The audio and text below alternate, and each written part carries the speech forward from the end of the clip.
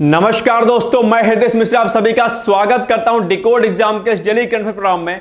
कैसे हैं आप सभी लोग? आई होप आप सभी लोग अच्छे होंगे और अपनी पढ़ाई को बहुत ही बेहतर ढंग से कर रहे होंगे। देखिए, आज है आपका 23 अक्टूबर और आज की कुछ महत्वपूर्ण करंट अफेयर पर हम लोग चर्चा करें, लेकिन इसके पहले आपसे छोटी सी रिक्वेस्ट कि प्लीज आप लोग जो है ज्यादा से ज्यादा इस वीडियो को शेयर कर दीजिएगा ताकि सभी लोगों को इसका जो है बेनिफिट मिलता रहे। और आप सभी लोगों को पता होगा कि बेसिकली जो हमारा लक्ष्य है, जो टारगेट है, वो आपकी जो आगामी परीक्षा है पीसीएस की और आरओ की, उस पर हमारा फोकस है। इसके अलावा यदि आपका लक्ष्य कोई भी वनडे एग्जाम है तो उस वनडे एग्जाम के लिए भी दरअसल यह आपके लिए करंट अफेयर्स क्या होगा, उपयोगी होगा। जहां पर आप लोग को पता होगा कि ना सिर्फ मैं आपको यहां पर करंट अफेयर्स के क्वेश्चन को कराता हूं, बल्कि सामान्य धन अर्थात जीएस के जो एक्सपेक्टेड क्वेश्चंस होते हैं वो भी मैं आपको बताता हूं, कौन कौन से इंपॉर्टेंट टॉपिक्स होते हैं वो भी मैं आपको बताता हूं। इसके साथ साथ में एक क्वेश्चन प्रैक्टिस के लिए ऑब्जेक्टिव और एक क्वेश्चन यूपीपीसीएस मुख्य परीक्षा के लिए मैं आपको प्रैक्टिस के लिए भी देता हूं, जिसका इस्तेमाल आप दरअसल यूपीएससी परीक्षा में भी कर सकते हैं। तो ठीक है, तो ये आपके लिए क्या है, ये बहुत ही इंपॉर्टेंट सेक्शन है। और जितने भी लोग मेरा current affairs 7th of May से देख रहे होंगे वो सभी लोग इस समय आप समझ पा रहे होंगे कि उनको कितना बेनिफिट मिल पा रहा होगा चीजों को, अगर वो मेरे साथ चीजों को करते हुए चलते रहे होंगे तो। ठीक है, जैसा कि मैंने पहले भी कहा है, जो अभी आई दृष्टि मैगजीन जो आई है जो है 1 ईयर की घटनाचक्र की, उसमें सभी क्वेश्चन जो 7th ऑफ मई के बाद के हैं वो सभी क्वेश्चन मैंने ऑलरेडी करा रखे हैं। वो आपका रिवीजन हो रहा होगा और आपको पढ़ने में बहुत ही ज्यादा इंटरेस्ट आ रहा होगा। इसीलिए मैं कहता हूं कि डेली अप टू डेट रहा करिए करंट अफेयर से, और इससे आपको क्या कहते हैं, बेनिफिट बहुत मिला करेगा। ठीक है, और इस वीडियो की जो पीडीएफ फाइल होती है वो आपको जो है मिल जाती है। ठीक है, रात में 9 बजे तक आपको फाइल इसको जो है मिल जाती है, आप लोग वहां से डाउनलोड करके इसको पढ़ सकते हैं। लेकिन वीडियो देखेंगे तो आपको ज्यादा बेनिफिट मिलेगा। ठीक है, क्योंकि यहां पर मैं कई चीजें बताता हूं जो वहां पर पीडीएफ में नहीं रहती हैं। ठीक है, चलिए अब आपके लिए एक बहुत अच्छी न्यूज है जिसको ऑलरेडी दिवाकर सर ने आप सभी लोगों को बताया होगा, इन्फॉर्म किया होगा, लेकिन आज मैं उसके बारे में आज हम लोग चर्चा कर ले रहे हैं कि क्या कुछ है। जैसा कि अभी तक मैं आपको बता रहा था कि जो अगर आपका फोकस अगर आरओ यारो पर होगा तो आप आरओ यारो के लिए वीडियो टेस्ट सीरीज ज्वाइन कर सकते हैं, वीडियो टेस्ट सीरीज। ठीक है, लेकिन अगर आपका लक्ष्य यूपीपीसीएस का भी होगा साथ साथ में, तो आप जो है इस प्रोग्राम से जुड़ सकते हैं। यहां पर कुछ मॉडिफिकेशन किया गया है, यहां पर पीसीएस के स्टैंडर्ड के क्वेश्चंस और पीसीएस समेत कुछ नई चीजें आपको यहां पर दी जा रही है। यानी कि अगर आपका लक्ष्य पीसीएस का होगा तो भी आप इस प्रोग्राम को ज्वाइन कर सकते हैं। क्या कुछ मिलेगा यहां पर, आइए देखते हैं हम लोग। तो पहले आरओ में 7000 क्वेश्चन हुआ करते थे, अब इस वीडियो टेस्ट सीरीज में क्या होगा, इस वीडियो टेस्ट सीरीज में जिसका नाम क्या है, आरओ एआरओ, क्या नाम है, RO ARO and UPPCS prelims 2024। ठीक है, वीडियो टेस्ट सीरीज, इसमें क्या होगा, 9000 प्रश्न, 9000 प्रश्न इसमें आपको दिए जाएंगे। 9000 प्रश्नों के माध्यम से पूरा जो आपका पाठ्यक्रम है उसका रिवीजन आपको कराया जाएगा वीडियो टेस्ट सीरीज के माध्यम से। एक तरीके से बहुत ही अच्छी अपने आप में प्रोग्राम है, आप इसको ज्वाइन कर सकते हैं। इसके अलावा यहां पर परीक्षा का वर्तमान ट्रेंड जो कि आरओ में भी था, पीसीएस में भी यही रहेगा, यानी कि पीसीएस और आरओ दोनों के ट्रेंड जो है एग्जाम के, उसी के अकॉर्डिंग यहां पर आपको क्वेश्चन देखने को मिलेंगे, जिसके व्याख्यात्मक हल भी आपको जो है दिए जाएंगे। इसके अलावा टॉपिक्स एंड सब्जेक्ट वाइज जो है डेली टारगेट, ठीक है, आपको रिवीजन के लिए दिया जाएगा। सॉल्व और अनसॉल्व पीडीएफ एवरी टेस्ट की दी जाएगी, और इसमें 4000 प्रश्नों का डिटेल्स वीडियो सॉल्यूशन दिया जाएगा। और इसके अलावा आपको पता होगा कि 15 जो है आरओ के टेस्ट होंगे, ठीक है, और 10 पीसीएस के टेस्ट रहेंगे इसमें, और 5 जो एक सीसैट के रहेंगे। अगर आपका फोकस होगा तो 10 पीसीएस के हो गया, 5 आपका सीसैट का होगा, 15 आरओ का हो गया। आप प्रैक्टिस खूब कर सकते हैं, चाहे आपका लक्ष्य आरओ का होगा चाहे पीसीएस का होगा, इसको आप जो है ज्वाइन कर सकते हैं। अगर केवल किसी का आरओ का लक्ष्य होगा तो सीसैट को वो छोड़ दीजिएगा, कोई बात नहीं, लेकिन सीसैट के जो मैथ्स के रीजनिंग के क्वेश्चन है उसको भी आप यहां पर हल कर सकते हैं, क्योंकि आरओ में भी आपको मैथ्स रीजनिंग देखने को मिलेगा। ठीक है, और अगर आपका पीसीएस का लक्ष्य होगा तो आपके लिए टेस्ट सीरीज है ही है, आरओ का भी क्वेश्चन देखने को मिलेगा और पीसीएस का भी देखने को मिलेगा। यानी कि अगर कोई भी एक एग्जाम पर फोकस है तो आप ज्वाइन कर सकते हैं, दोनों एग्जाम पर अगर आपका फोकस है तो भी ये वीडियो टेस्ट सीरीज ज्वाइन करके आप अपनी तैयारी को बहुत ही बेहतर ढंग से कर सकते हैं, क्योंकि यहां पर आप क्या होगा, मल्टीपल टाइम आपका क्या होगा, रिविजन हो जाएगा, और जितना ज्यादा आप ऑब्जेक्टिव क्वेश्चंस को सॉल्व करोगे उतना ज्यादा क्या होगा, आपके लिए फायदेमंद होगा। ठीक है, इसके अलावा यहां पर 5000 क्वेश्चंस विद डिस्क्रिप्टिव सॉल्यूशंस आपको पीडीएफ यहां पर बायलिंगुअल फॉर्म में आपको देखने को मिलेंगी, जो कि आपके लिए क्या होगा, आपके लिए बेहतर चीजें यहां पर देखने को मिलेंगी। ठीक है ना, तो ये चीजें हो गई कुछ जो आपको बतानी थी। और अगर आपको इस वीडियो टेस्ट को अगर आपको ज्वाइन करना है तो आपको लिखना है व्हाट्सएप पर वीडियो टेस्ट, और सेम वही नंबर जो हम आपको बताते थे, यानी कि आपको वीडियो टेस्ट व्हाट्सएप पर लिख करके आपको हमें भेज देना होगा 9506742546 पर, या फिर आप हमें व्हाट्सएप कर सकते हैं 6307495944 पर। तो ये कुछ सूचना होगी जो आपको देनी थी। बाकी इसके अलावा आप सभी लोगों को पता होगा कि इस समय जो है थोड़ा सा आयोग पर धरना प्रदर्शन भी था। आयोग की तरफ से जो है कुछ टाइम दिया गया है, देखते हैं उस पर क्या कुछ होता है।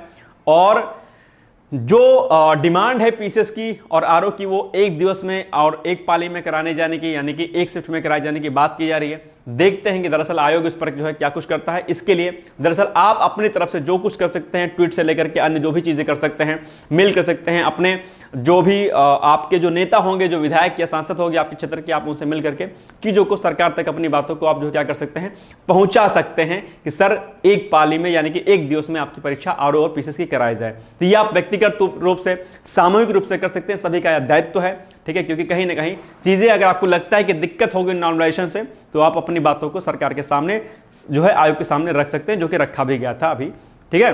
खैर, तो ये चीजें हैं जो समझनी है। दिसंबर में आपके, मिड दिसंबर में आपकी प्रस्तावित है परीक्षा पीसीएस की, और उसके बाद फिर आरओ की है। दोनों परीक्षा दिसंबर माह में प्रस्तावित है। ईश्वर से दुआ करिए कि शासन आपकी बात को माने और दिसंबर माह में आपकी परीक्षा आयोजित कर ली जाए। ध्यान रखिएगा, अब मन में एग्जाम टलने की आप मत सोचिए, क्योंकि अगर टला तो फिर बहुत लेट हो जाएगा और आपका साल पूरा का पूरा बर्बाद हो जाएगा। ऐसे में आप लोग मेहनत जबरदस्त करिए, लगातार प्रयास करते रहिए, ताकि इसी वर्ष आपका जो है यानी कि एग्जाम हो जाए और अगले वर्ष तक आपका सिलेक्शन अंतिम रूप से हो जाए, ठीक है। बाकी इसके लिए मेरी तरफ से आप सभी लोगों को बहुत सारी शुभकामनाएं हैं, और उन सभी लोगों को शुभकामनाएं हैं जो लोग धरना प्रदर्शन में गए थे और बाकी चीजें सर उन्होंने मांग की, ठीक है। चलिए, पहला क्वेश्चन यानी कि हम रिवीजन करते हैं फटाफट। हमने लास्ट डे का, तो क्वेश्चन क्या था लास्ट डे का कि पर्यटन दीदी और पर्यटन मित्र नामक पहल की शुरुआत किस मंत्रालय के द्वारा की गई थी? तो पर्यटन मंत्रालय के द्वारा, आपको पता होगा। इसके अलावा हाल ही में किस देश के राष्ट्रपति ने भारतीय फिल्मों की तारीफ करते हुए कहा कि उनके देश में भारतीय फिल्मों के वितरण को बढ़ाया जाएगा, ठीक है। तो वो कौन सा देश है? वो देश था रूस के राष्ट्रपति व्लादिमीर पुतिन के द्वारा। इसके अलावा 16वें ब्रिक्स का आयोजन कहां पर किया गया भैया? तो वो रूस के कजान में, याद रखिएगा, जिसके लिए प्रधानमंत्री नरेंद्र मोदी वहां पर गए हुए हैं। इसके अलावा हाल ही में सुप्रीम कोर्ट द्वारा न्याय की देवी की मूर्ति में कुछ परिवर्तन किया गया है। क्या परिवर्तन किया गया है? तो पहला परिवर्तन किया गया है कि हाथ में तलवार की जगह पर क्या कर दिया गया है? संविधान को रखा गया है, और न्याय की देवी के आंख पर जो पट्टी ब्लैक कलर की बंधी थी उसे हटा दिया गया है, ठीक है। दो परिवर्तन किए गए हैं, ध्यान रखिएगा। इसके अलावा 18वें प्रवासी भारतीय दिवस का आयोजन कहां पर किया जाएगा भैया, या किया गया? तो उड़ीसा में, याद रखिएगा। नेक्स्ट है 5वें राष्ट्रीय जल पुरस्कार 2023 के अंतर्गत बेसिकली सर्वश्रेष्ठ राज्य जो होता है या सर्वश्रेष्ठ श्रेणी के अंतर्गत किस राज्य को चुना गया है? तो वो चुना गया भैया आपका कौन सा? उड़ीसा। बाकी सेकंड और थर्ड पर कौन से स्टेट हैं मुझे कमेंट करके जरा बताइएगा, कल हमने आपको इसको बताया था। इसके अलावा अंतरराष्ट्रीय वायु यातायात नियंत्रक दिवस मनाया जाता है। कब मनाया जाता है भैया? ये प्रतिवर्ष 20 अक्टूबर को मनाया जाता है। नेक्स्ट है, हाल ही में किसे राष्ट्रीय महिला आयोग का अध्यक्ष नियुक्त किया गया है? तो वो किया गया विजया किशोर रहाटकर को, जो कि आपके लिए क्या है, बहुत ही इंपॉर्टेंट है। कल ही हमने आपको बताया था, हमने आपसे यह भी कहा था कि आप लोग बताइए उत्तर प्रदेश जो महिला आयोग है उसके अध्यक्ष और उपाध्यक्ष कौन बनाई गई थी, ठीक है। वो भी आप लोग एक बार देख लीजिएगा। चलिए, अब हम आते हैं आज के जो है अभ्यास प्रश्न पर, लेकिन उसके पहले हम लोग कल के प्रश्न का उत्तर देखते हैं। कल हमने आपसे पूछा था कि महात्मा बुद्ध ने सर्वाधिक जो उपदेश है वो कहां पर दिए हैं। आपके सामने ऑप्शन था वैशाली में, श्रावस्ती में, कौशाम्बी में, राजगृह में। तो इसका जो उत्तर होगा क्या होगा? वो होगा श्रावस्ती। जो लोग बलरामपुर डिस्ट्रिक्ट और बहराइच डिस्ट्रिक्ट, गोंडा डिस्ट्रिक्ट में रहते होंगे, उसके जस्ट पास में श्रावस्ती है, जहां पर सीता द्वार है, आप लोग जानते होंगे अगर श्रावस्ती में रहते होंगे। महामंकुल है वहां पर, 36 कुंतल का शायद वहां पर घंटा भी है। बहुत अच्छे अच्छे जो है वहां पर रमणीय का स्थान है श्रावस्ती में, आप लोग जाइए, घूमिए, बहुत ही अच्छा प्लेस है। अगर नहीं घुमा है तो श्रावस्ती घूमने का प्रयास करिए। अंगुलमाल की गुफा भी वहां पर है, बहुत सारे जो है चीजें वहां पर घूमने लायक है। आप लोग प्लीज जाइए वहां पर, घूमिए, बहुत अच्छा आपको महसूस होगा, ठीक है। कहां पर? श्रावस्ती में, ठीक है। और श्रावस्ती कई चीजों के लिए और फेमस रहता है। यहाँ का जो एजुकेशन सिस्टम है थोड़ा डाउन है, ठीक है। यहाँ पर एजुकेशन इतना क्या है, यहाँ पर प्रश्न आपके जनगणना से संबंधित पूछता है, तो श्रावस्ती के बारे में, यहाँ के लिंगानुपात, यहाँ का एजुकेशन सिस्टम, इसके बारे में जानकारी आप लोग एक बार एकत्रित कर लीजिएगा। कर लेना, कान से सुन के निकालना मत भाई साहब, ठीक है। ये श्रावस्ती अक्सर चर्चाओं में रहता है। यहाँ की साक्षरता दर कितनी है पूछता है आपके एग्जाम में, नगरीकरण में, ठीक है, सेंसस वाले उसमें चैप्टर में। तो इसको श्रावस्ती के बारे में, सेंसस में यहाँ का लिंगानुपात और बाकी सारी चीजें श्रावस्ती के बारे में डिटेल्स में आप लोग क्या करिएगा, पढ़ लीजिएगा। ओके, चलिए टास्क है आज आपका ये इसके बारे में। चलिए नेक्स्ट है। अब आज का पहला प्रश्न क्या है कि पुलिस स्मृति दिवस मनाया जाता है, कब मनाया जाता है? 4 ऑप्शन आपके सामने दिए गए हैं, 10 अक्टूबर, 20 अक्टूबर, 21 अक्टूबर या फिर 23 अक्टूबर। जल्दी जल्दी मुझे बताइए। पुलिस स्मृति दिवस, जिनके पेरेंट्स पुलिस डिपार्टमेंट में होंगे शायद उनको ये चीज ज्यादा अच्छे से पता होगी। तो पुलिस स्मृति दिवस दरअसल प्रतिवर्ष 21 अक्टूबर को मनाया जाता है, यानी कि option number C is the right answer. और क्यों मनाया जाता है यह भी शायद आपको पता होगा। 1959 में एक घटना घटित हुई थी चीन के साथ में, आप सभी लोग को पता होगा। इतिहास में हम नहीं जाते हैं, लेकिन दरअसल 1959 में जो है इसकी शुरुआत हुई थी। तो पुलिस स्मृति दिवस प्रतिवर्ष 21 अक्टूबर को मनाया जाता है। इस अवसर पर पुलिस स्मृति दिवस पर गृह मंत्री जो आपके कौन हैं, अमित शाह जी हैं, ठीक है। कर्तव्य पथ पर अपने सर्वोच्च बलिदान से अमर हुए शहीदों को नमन उन्होंने किया अभी हाल ही में, ठीक है, 21 अक्टूबर को। इस दिन की शुरुआत 1959 में हुई थी, ठीक है। बस इतनी सी बात। नेक्स्ट है, उड़े देश का आम नागरिक अक्सर चर्चाओं में रहता है, जिसको हम लोग उड़ान योजना भी बोलते हैं। दरअसल उड़ान योजना की शुरुआत कब हुई थी ये आपको बताना है। 4 ऑप्शन आपके सामने दिए गए हैं। पहला जो ऑप्शन है आपके ऑप्शन नंबर ए 2015, 2016, 2017, 2021। जल्दी जल्दी मुझे बताइए कि दरअसल इसका सही उत्तर क्या होगा, यानी कि उड़ान कार्यक्रम की शुरुआत कब की गई थी। तो आप अगर इसके उत्तर को ढूंढेंगे तो आप पाएंगे कि इसका जो उत्तर नंबर बी है, ऑप्शन नंबर जो बी है, ये क्या है, इसका सही है, यानी कि option number B is the right answer. यानी कि 2016 में उड़ान कार्यक्रम को वर्ष 2016 में शुरू किया गया था। आप कहेंगे सर क्यों शुरू किया गया था, लेकिन इसके पहले ये बताओ कि सर चर्चा में क्यों है भाई साहब। चर्चा में इसलिए कि वर्ष 2024 में ये 8 साल इसके पूरे हो गए हैं।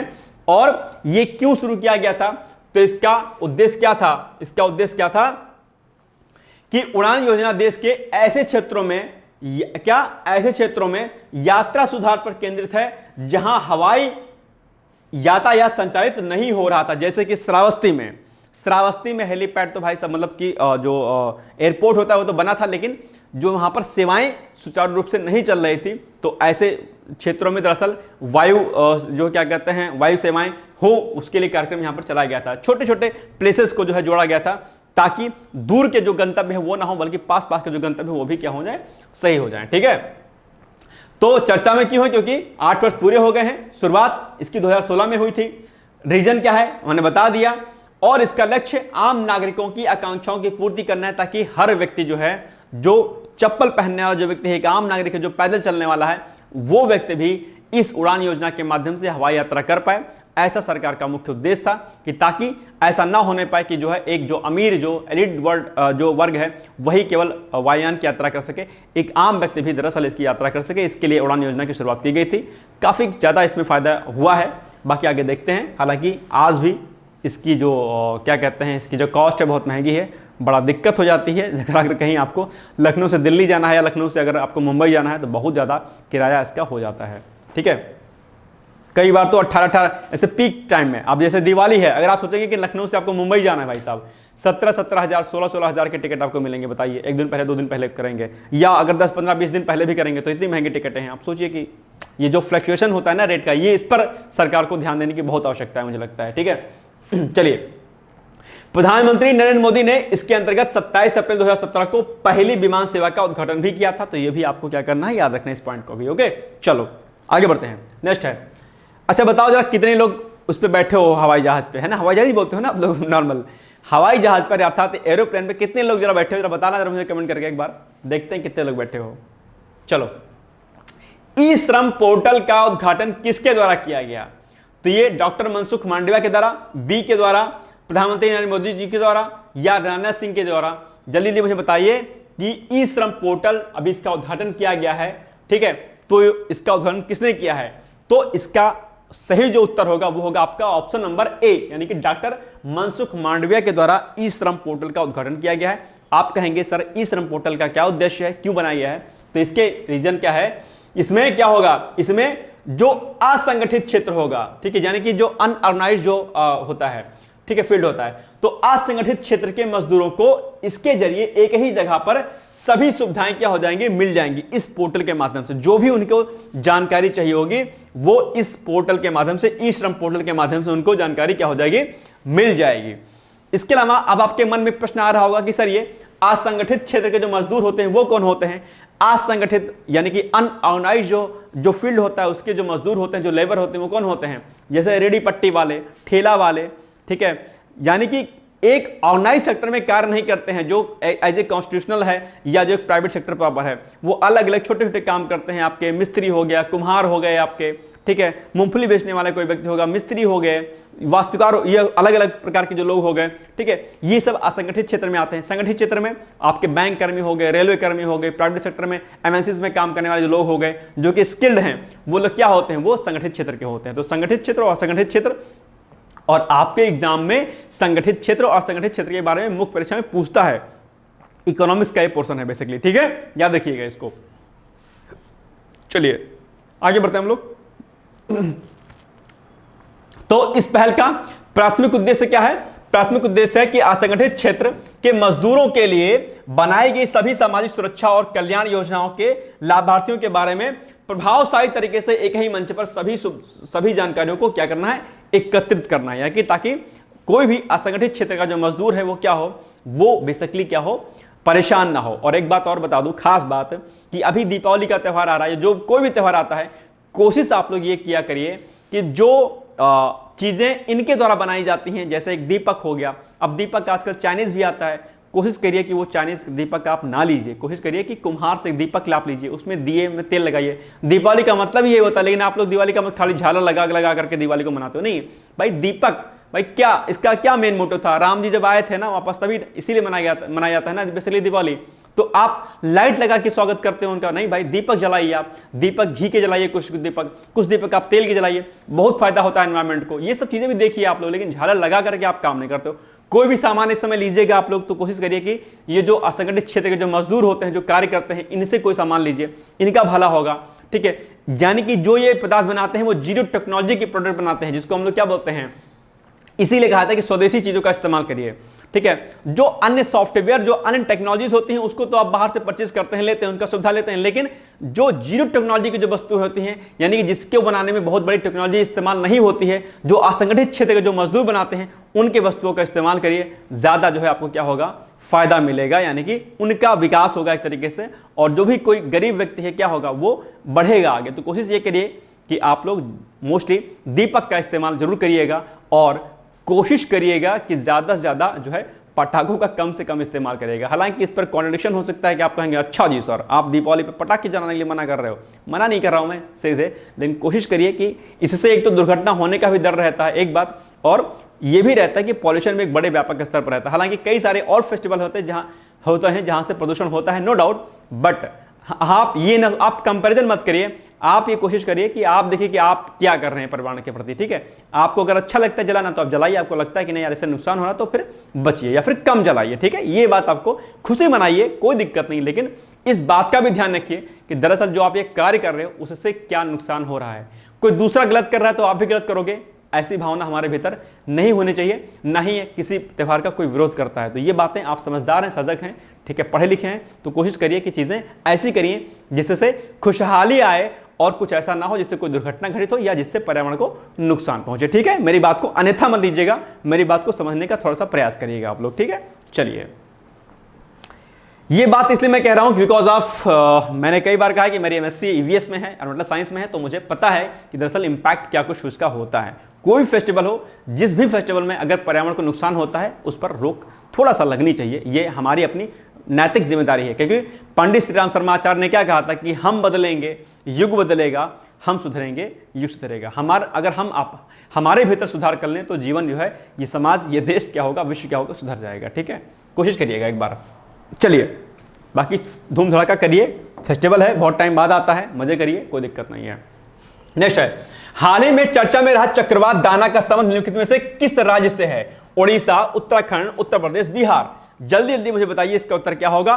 तो अभी इसकी चर्चा है, आप लोग पता होगा, उड़ीसा में दरअसल इस पर जो है नुकसान होने की संभावना है, आप लोग को पता होगा, ठीक है। तो ए ऑप्शन इसका सही हो जाएगा। इसके अलावा पश्चिम बंगाल, ठीक है, पश्चिम बंगाल भी जो है इससे छोटा नहीं रहेगा, तो 2 स्टेट इससे प्रभावित होने की संभावना है। बाकी आसपास के जो स्टेट है वहां पर भी दरअसल जो है अलर्ट जारी कर दिया गया कि इससे भारी बारिश और बाकी चीजें हो सकती हैं।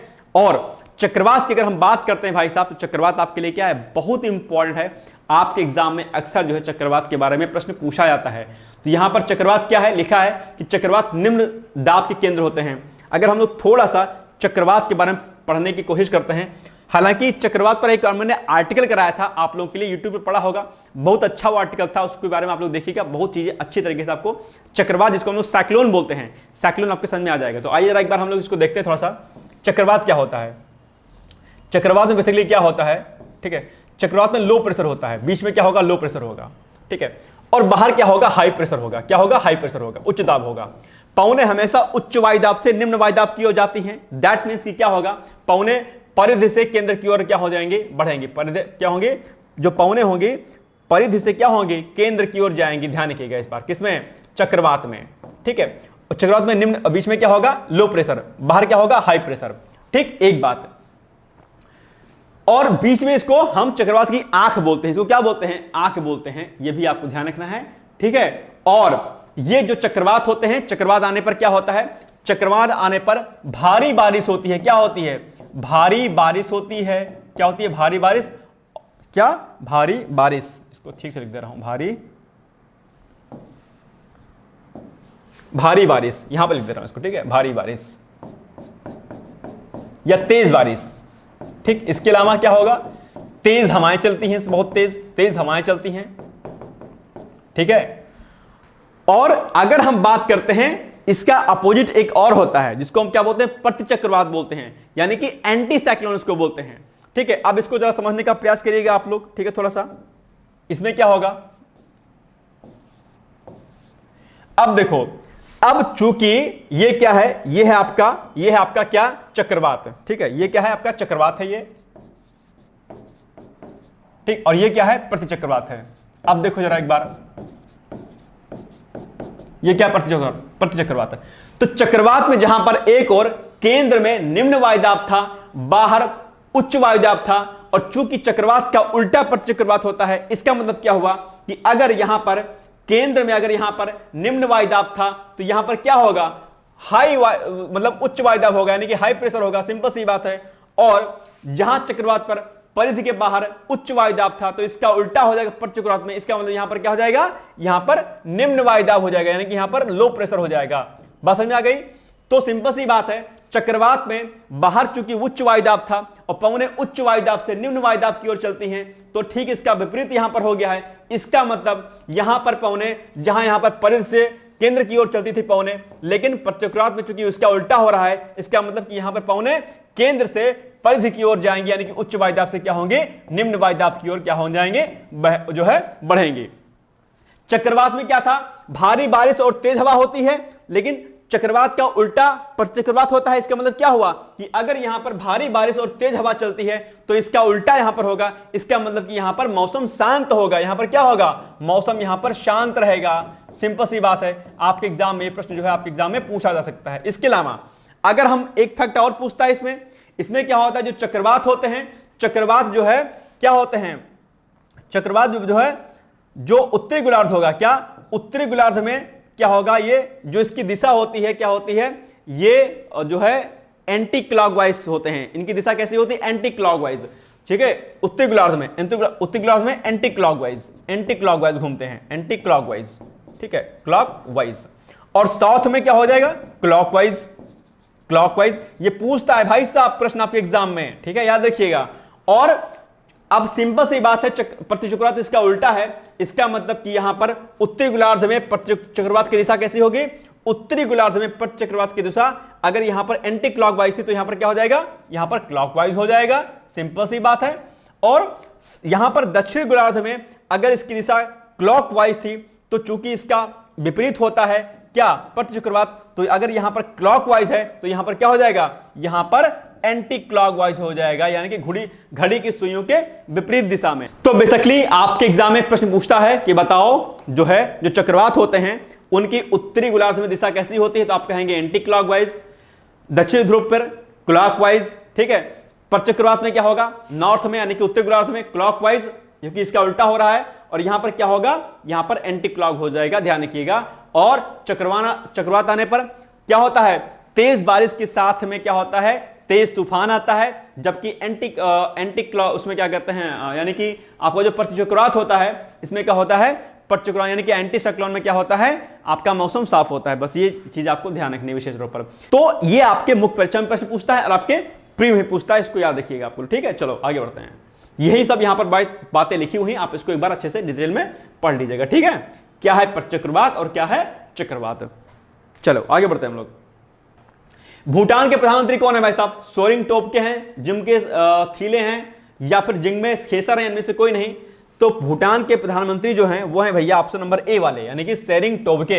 ये चर्चाओं में क्यों है, क्योंकि हाल ही में भी ये भारत की यात्रा पर अक्टूबर माह में आए हुए हैं, इसलिए चर्चाओं में हैं। ठीक है, तो भूटान के प्रधानमंत्री सेरिंग टोब्गे हैं, याद रखिएगा। चर्चा में क्यों है, क्योंकि अभी अक्टूबर में इनके पीएम जो है भूटान के आए हुए हैं। भूटान हमारा क्या है, पड़ोसी देश है भैया, ध्यान रखिएगा। और भूटान के अभ्यर्थी भी सिविल सेवा की परीक्षा देते हैं, याद रखिएगा, उनके लिए है, नेपाल और भूटान के लिए। ठीक है, इसके अलावा भूटान के बारे में प्रधानमंत्री कौन है, सोरिंग टोब्गे हैं। राजधानी क्या है भूटान की, थिम्पू है। करेंसी यहां की है नेग्लुत्रम। ठीक है, याद रखिएगा। इसके अलावा भूटान दरअसल केवल 2 देशों के साथ अपनी सीमा साझा करता है फिलहाल, चीन के साथ और क्या है, भारत के साथ, याद रखिएगा। और ये स्थलबद्ध देश है, इसकी सीमा दरअसल समुद्र के साथ नहीं लगती है, स्थलबद्ध देश है अपने आप में, याद रखिएगा। भूटान भारत के साथ कुल 699 किलोमीटर की सीमा साझा करता है। इसके अलावा एक फैक्ट यहां पर बहुत इंपॉर्टेंट है कि भूटान के साथ भारत के कौन से राज्य हैं जो सीमा साझा करते हैं, तो वो राज्य हैं 4, सिक्किम है, पश्चिम बंगाल, असम और अरुणाचल प्रदेश। 4 राज्य ऐसे हैं जो भूटान की सीमा को क्या करते हैं, साझा करते हैं। ये भी आपके एग्जाम में अक्सर पूछा आता है, इस प्रकार के प्रश्न।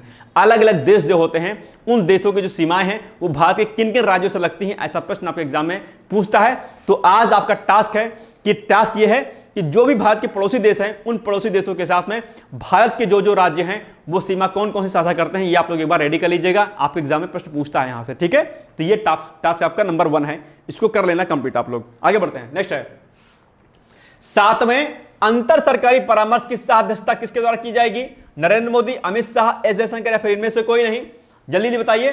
तो जो 7वें अंतर सरकारी परामर्श की अध्यक्षता है वो बेसिकली नरेंद्र मोदी जी के द्वारा की जाएगी। और नरेंद्र मोदी के साथ में एक व्यक्ति और होंगे, वो कौन होंगे, वो होंगे जर्मन चांसलर ओलाफ स्कोल्ज। यानी कि कहने का मतलब क्या हुआ कि जर्मन चांसलर ओलाफ स्कोल्ज 7वें अंतर सरकारी परामर्श यानी जिसको हम लोग आईजीसी बोलते हैं के लिए 24 से लेकर 26 अक्टूबर तक भारत की यात्रा पर रहेंगे, आधिकारिक यात्रा पर रहेंगे। और यही लोग क्या करेंगे, दोनों लोग दरअसल इसकी बैठक की अध्यक्षता करेंगे। यानी कि इसके अलावा 25 अक्टूबर को पीएम मोदी और चांसलर स्कोल्ज 7वें अंतर सरकारी परामर्श की अध्यक्षता करेंगे। डेट याद रखिएगा, कब अध्यक्षता करेंगे, 25 अक्टूबर को, क्योंकि 24 से 26 यात्रा पर रहेंगे, तो 25 को इसकी अध्यक्षता करेंगे। इसके अलावा आईजीसी मतलब कि क्या, अंतर सरकारी परामर्श जो है। ठीक है, तो आईजीसी के तहत दोनों पक्षों के मंत्री अपने अपने जिम्मेदारी वाले क्षेत्रों में चर्चा करते हैं और अपने विचार विमर्श के नतीजों पर प्रधानमंत्री और चांसलर को रिपोर्ट करते हैं। इसके अलावा दोनों नेता 25 अक्टूबर को नई दिल्ली में आयोजित जर्मन बिजनेस के 18वें एशिया प्रशांत सम्मेलन यानी कि एपी के 2024 को भी संबोधित करेंगे। तो यह भी आपको क्या करना है, याद रखना है। इसके अलावा एशिया प्रशांत सम्मेलन जर्मनी और इंडो पैसिफिक देशों के व्यापारिक नेताओं, अधिकारियों और राजनीतिक प्रतिनिधियों के लिए एक क्या है, द्विवार्षिक कार्यक्रम है। ठीक है, यानी कि क्या, एशिया प्रशांत सम्मेलन, ठीक है, जिसको हम लोग क्या बोलते हैं, एपीके बोलते हैं। ठीक है, यह भी आपको याद रखना है। इस कार्यक्रम में जर्मनी, भारत, अन्य देशों के लगभग 650 जो है क्या होंगे, 650 शीर्ष व्यापारिक नेता और सीईओ, ठीक है, ये लोग क्या होंगे, इसमें पार्टिसिपेट करेंगे एपीके में। नेक्स्ट है 6ठी भारत सिंगापुर रक्षा मंत्रियों की वार्ता की अध्यक्षता किसके द्वारा की जाएगी, राजनाथ सिंह, अमित शाह, नरेंद्र मोदी, भूपेंद्र पटेल। और फॉर एग्जांपल कि ये क्वेश्चन आपको नहीं आता है तो कई बार क्या होता है कि प्रश्न में ही उसका उत्तर छिपा होता है। तो क्या लिखा है, 6ठी भारत सिंगापुर रक्षा मंत्रियों की वार्ता। अब रक्षा मंत्रियों की वार्ता है तो सिंपल सी बात है कि रक्षा मंत्री इसमें पार्टिसिपेट करेंगे। और रक्षा मंत्री आपके कौन है भैया, तो रक्षा मंत्री आपके कौन, राजनाथ सिंह। इसका मतलब राजनाथ सिंह इसकी अध्यक्षता करेंगे। तो ऑप्शन नंबर ए क्या हो जाएगा, इसका सही उत्तर हो जाएगा। ठीक है, याद रखिएगा, कुछ ऐसे प्रश्न होते हैं जिनका उत्तर उनके प्रश्न में ही क्या होता है, छुपा होता है। ठीक है, तो रक्षा मंत्री राजनाथ सिंह और सिंगापुर के रक्षा मंत्री डॉक्टर एनजी इंग हैन नई दिल्ली में 6ठी भारत सिंगापुर रक्षा मंत्रियों की बैठक की वार्ता करेंगे, मतलब बैठक आयोजित करेंगे। ठीक है, और कहां पर होगी, ये नई दिल्ली में होगी, इसको भी आपको याद रखना है। ठीक है, और कब होगी, 2 अक्टूबर 2024 को, 2 अक्टूबर। ठीक है, तो 22 अक्टूबर ये भी आपको क्या करना है, याद रखना है। ठीक है, चलो वार्ता की तारीख क्या होगी? 22 अक्टूबर, मैंने आपको बता दिया। और इमेज में आप लोग देख पा रहे होंगे, ये हैं आपके डॉक्टर एनजी इंगहैन और ये और राजनाथ सिंह जी क्या करेंगे, इसमें पार्टिसिपेट करेंगे। ठीक है, India Singapore 6th defence ministers dialogue. ठीक है, उद्देश्य क्या है? उद्देश्य है दोनों देशों के बीच रक्षा सहयोग को आगे बढ़ाना है। सिंगापुर क्या है? सिंगापुर भारत की जो एक्ट ईस्ट पॉलिसी, अच्छा एक्ट ईस्ट पॉलिसी चर्चा में है, तो एक्ट ईस्ट पॉलिसी जो है अक्सर आपके एग्जाम में पूछा था, तो इसके बारे में एक बार पढ़ लीजिएगा। तो सिंगापुर भारत की एक्ट ईस्ट पॉलिसी और इंडो पैसिफिक विजन का महत्वपूर्ण भागीदार है। तो ये दोनों जो आप टेक्नोलॉजी यहां पर देख पा रहे होंगे, एक्ट ईस्ट पॉलिसी और इंडो पैसिफिक विजन, इसको आप लोग एक बार अच्छे से पढ़ लीजिएगा। मुख्य परीक्षा पीसीएस के लिए क्या है, ये बहुत ही इंपॉर्टेंट है। ठीक है, इसके अलावा दोनों देशों के बीच रक्षा और सुरक्षा साझेदारी हिंद प्रशांत क्षेत्र में स्थिरता का एक महत्वपूर्ण कारक है। अब ये टास्क नंबर 2 है आपका कि एक्ट ईस्ट पॉलिसी इंडिया की और इंडो पैसिफिक विजन के बारे में आपको पढ़ना है। ये टास्क नंबर क्या है? 2 है। पहला टास्क हमने आपको दिया था कि जो देश भारत के पड़ोसी हैं, उन देश की जो सीमाएं हैं वो भारत के किन किन राज्यों से लगती हैं, पहला टास्क था आज आपका। और दूसरा टास्क आज आपका है कि आप लोग एक्ट ईस्ट पॉलिसी और इंडो पैसिफिक विजन के बारे में पढ़ लीजिएगा। ठीक है, 2 टास्क आपको दिए हैं जो कि आपको पूरे करने हैं। कॉपी इसकी बना लीजिएगा आप लोग, नहीं बनाई है तो। नेक्स्ट क्वेश्चन है, विश्व आयोडीन अल्पता दिवस मनाया जाता है, ये कब मनाया जाता है भाई साहब? और आयोडीन के बारे में आप लोग बखूबी जानते होंगे, बहुत ही इंपॉर्टेंट चीज है। ठीक है, तो ये कब मनाया जाता है? 20 अक्टूबर, 21 अक्टूबर, 22 अक्टूबर, 23 अक्टूबर। तो विश्व आयोडीन अल्पता जो दिवस है वो बेसिकली मनाया जाता है 21 अक्टूबर, यानी कि 21 अक्टूबर, यानी कि option number B is the right answer. और आयोडीन की कमी से कौन सा रोग होता है भैया? तो आयोडीन की कमी से जो रोग होता है वो होता है, क्या होता है? घेंघा रोग होता है। किसकी कमी से? आयोडीन की कमी से। आप लोग सभी लोग इसके बारे में डिटेल्स में जानकारी रखते होंगे। ठीक है, तो विश्व आयोडीन अल्पता 21 दिवस 21 अक्टूबर को मनाया जाता है। उद्देश्य क्या है? अच्छा स्वास्थ्य बनाए रखने में आयोडीन की आवश्यकता, भूमिका के बारे में जागरूकता बढ़ाना और आयोडीन की कमी परिणाम पर बल देना है। ठीक है, ताकि लोग आयोडीन के प्रति क्या रहें, अवेयर रहें और आयोडीन की पूर्ति जो है उनको होती रहे। ठीक है, आयोडीन युक्त नमक आप लोग अक्सर सुने होंगे। आगे देखिए 2-3 फैक्ट इसमें है, क्या है कि आयोडीन थायराइड हार्मोन थायरोक्सिन यानी कि T4 और ट्राई आयोडोथायरोनिन T3 का एक क्या आवश्यक घटक है? चयापचय को नियंत्रित करता है ये, और भ्रूण तथा शिशु के विकास के लिए क्या है, ये लाभदायी होता है। ठीक है, महत्वपूर्ण है। यानी कि या किसी व्यक्ति का आयोडीन सेवन, यदि किसी व्यक्ति का आयोडीन सेवन लगभग 10 से 20 mcg प्रतिदिन से कम होता है, ये यूनिट है इसकी, तो यह स्थिति हाइपोथायराइडिज्म होता है। यह अक्सर घेंघा रोग के साथ होती है। ठीक है, ये भी मतलब कुछ फैक्ट दे रखे हैं। घेंघा रोग सामान्य तौर पर आयोडीन की कमी का क्या है? प्रारंभिक जो है नैदानिक संकेत है। तो ये सब कुछ फैक्ट हैं। और यहां पर दिया गया है कि एज ग्रुप जो है, इस एज ग्रुप में कितना कितना आयोडीन चाहिए, यानी कि 0 से 59 मंथ्स के लिए ये दिया गया है क्या कहता है रिक्वायरमेंट। ठीक है, कि इतना आयोडीन चाहिए। फिर 6 से 12 है, फिर उसके बाद फिर जो है प्रेग्नेंट में, अगर प्रेगनेंसी किसी लेडीज की है तो फिर कितना उसको आयोडीन की मात्रा चाहिए होती है, ये यहां पर जो है डिटेल्स में यहां पर लिखा हुआ है। यानी कि डेली आयोडीन रिक्वायरमेंट जो है ये यहां पर मेंशन किया गया, तो आप लोग इसको देख सकते हैं। ठीक है, कितना कितना आयोडीन आपको चाहिए होगा। अब आज के लिए आपका अभ्यास प्रश्न है जिसका उत्तर आपको देना है कि निम्नलिखित में से किस कारण पर, एक सेकंड, ये क्वेश्चन थोड़ा सा, निम्नलिखित में से किस पर, ठीक है, ये कारण है वो किस पर होगा, निम्नलिखित में से किस पर शून्य आवेश होता है? ठीक है, पॉजिट्रॉन पर, न्यूट्रॉनों पर, इलेक्ट्रॉन पर या फिर अल्फा कण पर? फिजिक्स का क्वेश्चन है जो कि बहुत ही इंपॉर्टेंट है आपके लिए। ठीक है, और आपको बताना बेसिकली कि इसका उत्तर क्या होगा, सही उत्तर क्या होगा। सर केमिस्ट्री का उत्तर है, प्रश्न है निम्नलिखित में से किस पर शून्य आवेश होता है? शून्य आवेश किस पर होता है? पॉजिट्रॉन, न्यूट्रॉनो, इलेक्ट्रॉन, अल्फा कण। जल्दी मुझे इसका उत्तर आप लोग प्लीज बताइएगा। ठीक है, और हाँ, इलेक्ट्रॉन, प्रोटॉन और न्यूट्रॉन ये आपको पढ़ लेना है। क्या मैंने बोला? इलेक्ट्रॉन, ठीक है, ये दिखा रहे यहां पे लिख रखा है, ये इलेक्ट्रॉन हो गया, प्लस प्रोटॉन और plus neutron. Electron, proton, neutron की खोज किसने की और किस वर्ष की? ये क्वेश्चन आपके एग्जाम में बहुत पूछता है, तो प्लीज इसको आप लोग क्या करिएगा, रेडी कर लीजिए। इलेक्ट्रॉन, प्रोटॉन, न्यूट्रॉन की खोज किसके द्वारा और किस वर्ष की गई? आपके एग्जाम में कई बार पूछा जाता है, तो इसको तुरंत आप लोग फैक्ट आज ही कर लेना भाई, जब बैठे मत रहना, नहीं तो आ जाएगा एग्जाम में तो घन चक्कर ऐसे बैठे रहोगे, फिर कहोगे अरे सर ने तो कहा था, फिर भूल गए। मैं फिर से कहता हूं, मैं बार बार कहता हूं कि मेरी बातों को प्लीज आप लोग इग्नोर मत किया करिए, जो कहा करो उसको प्लीज आप लोग मान जाया करिए प्लीज, ठीक है। तो आज ही आप लोग इलेक्ट्रॉन, प्रोटॉन, न्यूट्रॉन के बारे में पढ़ लीजिएगा, ठीक है, कि किसने खोज की और कब खोज की, ठीक है। नेक्स्ट है, अब मुख्य परीक्षा का अभ्यास प्रश्न है कि जैन धर्म के प्रमुख सिद्धांतों पर चर्चा कीजिए। मुख्य परीक्षा का अभ्यास प्रश्न है, अगर आपका फोकस यूपीएससी होगा या पीसीएस होगा या कोई अदर स्टेट पीसीएस होगा तो भी आपके लिए ये प्रश्न क्या होते हैं, इंपॉर्टेंट होते हैं। तो जैन धर्म आपके लिए क्या है, प्री में भी इंपॉर्टेंट है आपके लिए और मेंस में भी क्या है आपके लिए इंपॉर्टेंट है, तो इसको आप लोग रेडी कर लीजिएगा। यहां से प्रश्न आपके एग्जाम में बहुत पूछता है, जैन धर्म, बौद्ध धर्म, ठीक है, सिंधु घाटी सभ्यता, वैदिक व्यवस्था, वैदिक धर्म, ये सब बहुत पूछता है। तो आप लोग इसको प्लीज अच्छे से क्या करिएगा, रेडी कर लीजिएगा, ठीक है, इसकी प्रैक्टिस करिएगा और इसके प्रमुख सिद्धांत निश्चित तौर पर आप लोग जानते होंगे, आप लोग इसको पढ़ने की कोशिश करिएगा और उसके बाद लिखिएगा जरूर से आप लोग इसके बारे में, ठीक है। कहीं कोई दिक्कत होती है प्लीज कमेंट करके मुझे बताइएगा। बाकी ये हो गया आज का हमारा महत्वपूर्ण वीडियो, कल मिलेंगे हम लोग एक नई सीरीज के साथ, तब तक आप लोग पढ़ते रहिए, मस्त रहिए, व्यस्त रहिए। मेरी तरफ से आप सभी लोगों को बहुत सारी शुभकामनाएं हैं, all the best, thank you so much, bye bye, take care.